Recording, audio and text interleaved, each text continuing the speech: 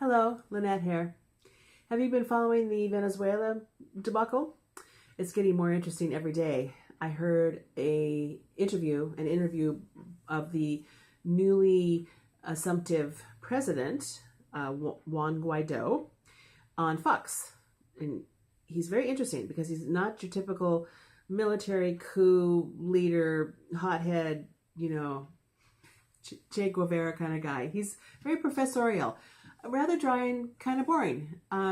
He's married with a daughter and just seems like a guy, and is president of the General Assembly, which is an elected political party.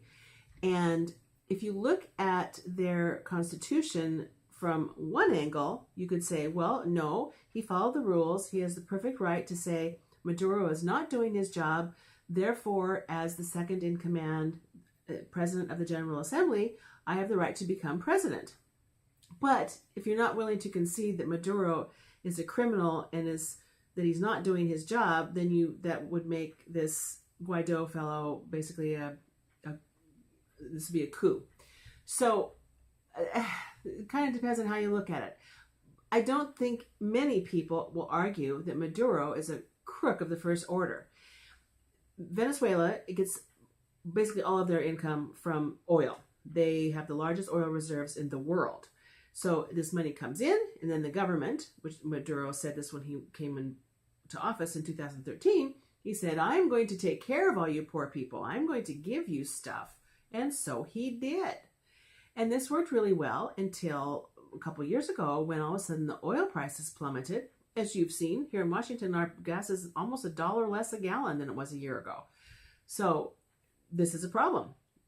Oil prices have gone down, less revenue coming in, but the needs of the people haven't gone down. So they're still sitting there going, oh, but you said you'd give me health care and you give me food and education. Where is it? It's mine. This is what socialism does. It takes away the drive of the people, the will of the people. It takes away their ambition. It takes away the very fundamental reason for being for mankind. This is why it's a bad idea. So now these people are sitting there. Their agriculture has been taken away by Maduro. He closed up farms. And he closed up this, and he took away these businesses from private enterprise, and he made them state-run.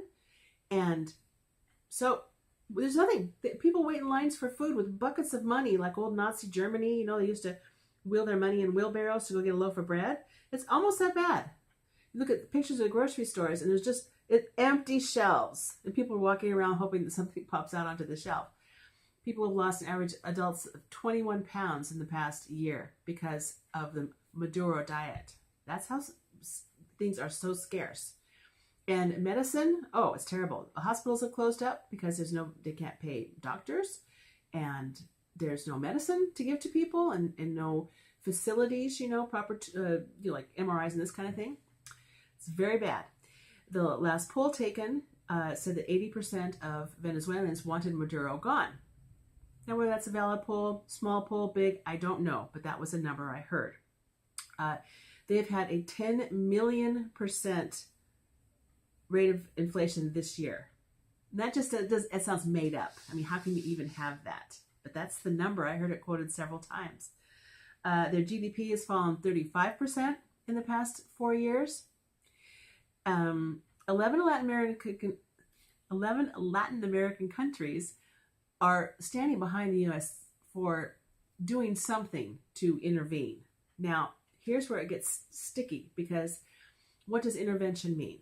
Donald has always said that he's not a nation builder, and he has been working very hard, as we've seen, to get us out of Syria and Afghanistan. So that tells me that he's not a warmonger. Despite Pompeo and John Bolton and a whole bunch of other neocons that want him to just build bigger bombs and bomb the hell out of them over there and put more military in, he could do that in a heartbeat. But he's chosen not to, despite a lot of backlash. So I don't see him as being the person that wants to go in and invade a Latin American country. It doesn't make sense to me. But he's being called all sorts of names, an invader, and the U.S. is, scream.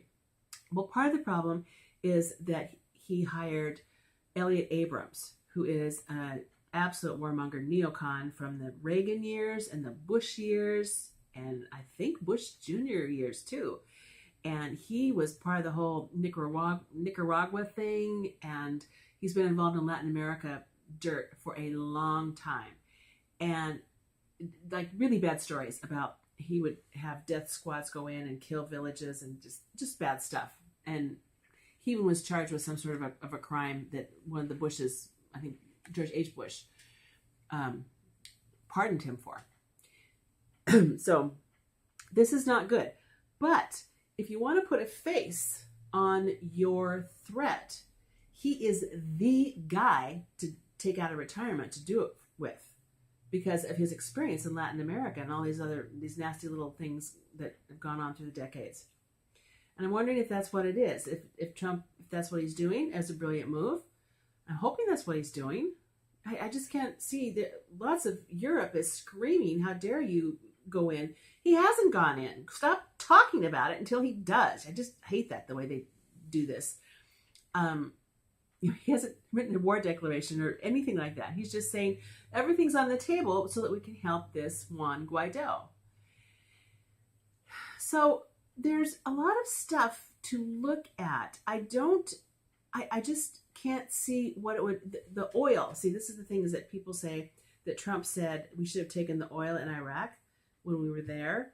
Well, that was something that he liked, as kind of his bravado thing during the election. Should have taken the oil. But is that really who we're seeing now as our president? I don't think so. I think we have to wait for this to really pan out and see.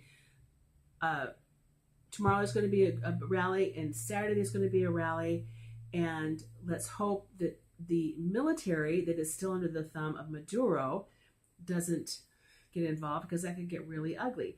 Maduro says that these people are insurrectionists and that this is a coup and that he can do what he wants. And the military has been paid well and is still loyal to him.